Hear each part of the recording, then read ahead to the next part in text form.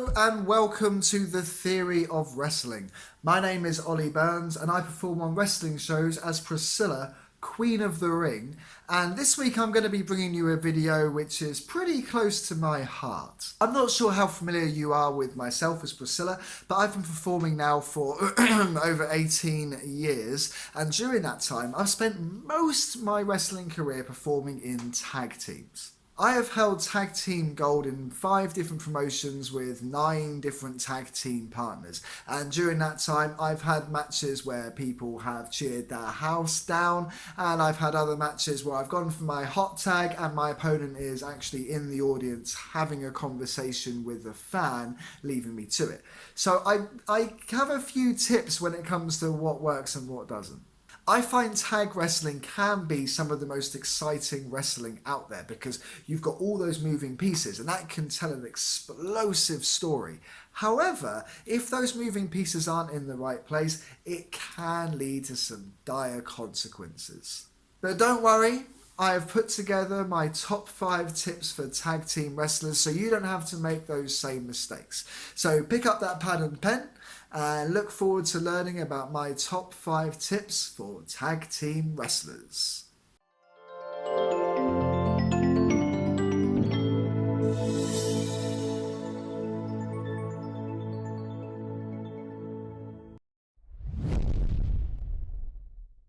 Tip number 1.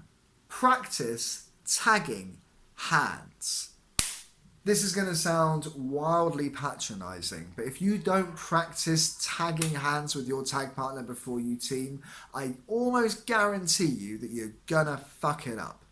We've all seen that awkward white guy handshake high five where they can't quite get it right, and that is exactly what happens if you're not massively familiar with the way the person moves their hands and moves their eyes. There are a lot of small tells that we look for that are actually different from person to person. So with that in mind, something as simple as having a hand out and tagging can be really difficult. Before a show, make sure you practice tagging hands a couple of times. You want my advice? If you're the person on the apron waiting for the tag, you hold your hand out and you keep it there, leaving a clear target for your tag team partner to direct their own hand towards. If you're both moving your hand at the same time, it is alarmingly easy to miss that and leave the room with dead air as the referee works out whether or not he wants to allow you in for this big hot tag. It can be really awkward and you can save yourself that just by practicing tagging hands backstage. Tip number 2. Walk through your match before you go out there. When I say walk through, I'm not talking about just talking through the moves. I mean literally put 2 people on one side of the room, 2 people on the other, and walk out the match that you're going to do.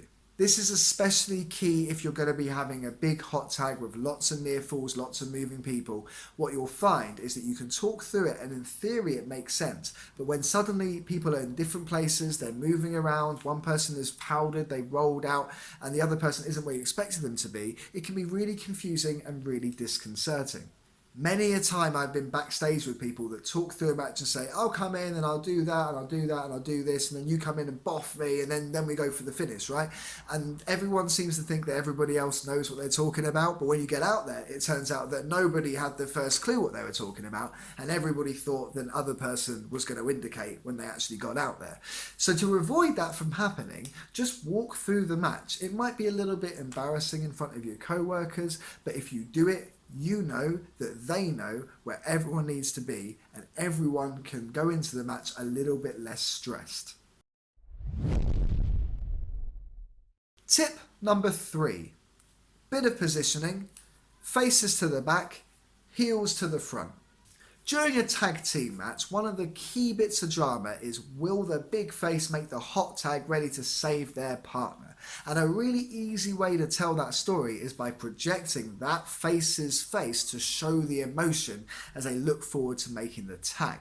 You may or may not have noticed that on global wrestling brands, the faces are always to the back of the screen. And that's because the camera is then looking straight on at their face. And that way, throughout the match, if that person wants a tag, he makes it really obvious. If they're getting ready for the tag, they can stomp up and down the apron. They can create a lot of emotion. And because everybody is seeing their powerful profile and seeing their face, they're connected with that emotion. If you go out there and the face has their backs to the audience, they have to turn away from their partner in order to get the audience behind them. So wherever the strongest concentration of the audience is, you want to be facing them so you can look to them and get their approval while you're reaching the tag. Otherwise, you're going to have to keep turning away, breaking that moment of making it look like you actually want to save your partner in order to get the crowd behind it. It's a bit of a disconnect. It doesn't always gel well with audiences, whereas if you're facing them, as the face, you can tell the story. Tip number 4. If you're outside the ring, then you are a cheerleader. One of the great benefits of tag team wrestling is that you can tell the story more clearly. By that I mean that the face who's getting beaten up can remain getting beaten up. They can tell the story of them being in pain, reaching for the tag, desperate to reach out because they need that saviour. Whereas their tag team partner gets to look strong, but at the same time they can G up the audience, get the crowd going, get the emotion going without their tag team partner having to break character and go from to come on everybody. You can do that for them. Of course, if you don't do that for them, then what that tells the audience is that you don't care about whether or not your tag team partner makes the tag. So you'll be doing everyone a favour, including yourself, by acting like a cheerleader for your tag team partner when you're on the apron. This doesn't mean getting in the way, so if you're on the apron and a spot is going on, they're doing a bit of tech, you don't want to be shouting over them and drowning out what they're doing because the focus is meant to be on them. Don't ruin the match for the sake of telling the story that you want your tag team partner to succeed. Where the cheerleading comes in is those moments where the crowd goes low. So just like a manager, if the audience is quiet, you go, come on then, let's make some noise. If the crowd wants to interact, you help them interact with the people in the ring. You get them going. And that means every time your tag team partner goes down, you can bring the emotion up, you can tell the story that you want them to make the tag, and at the same time, you're keeping that crowd engaged without having to break character. Tip number 5 is communication. This is going to sound kind of obvious, but the more you communicate with your tag team partner, the smoother things go in the ring. Some tag partners have a clever little series of secret phrases they say to each other, calls, nods, movements to let their opponent and their tag team partners know what they're about to do. And that can work really well. But there are also some other simple tricks, some little language tricks you can use to help the match itself go smoothly. Think, for example, if your tag team partner is being pinned and you are thinking about whether or not you should break it up. Have you discussed with them backstage whether or not you're going to break up this pinfall that happens mid-match? If you haven't, are you going to walk in and break up the pin as they kick out? That's going to look sloppy. It's going to be a bit annoying for the audience who wants to see either a kick out or a break up. If you don't break it up, do they know to kick out, or are they just going to sit there waiting? Stressful, I know, and oh goodness, it could ruin the whole match. Or you could sit on the apron, and if you're going to break it up, you could go, don't worry John, I've got it, and you could break up the pin.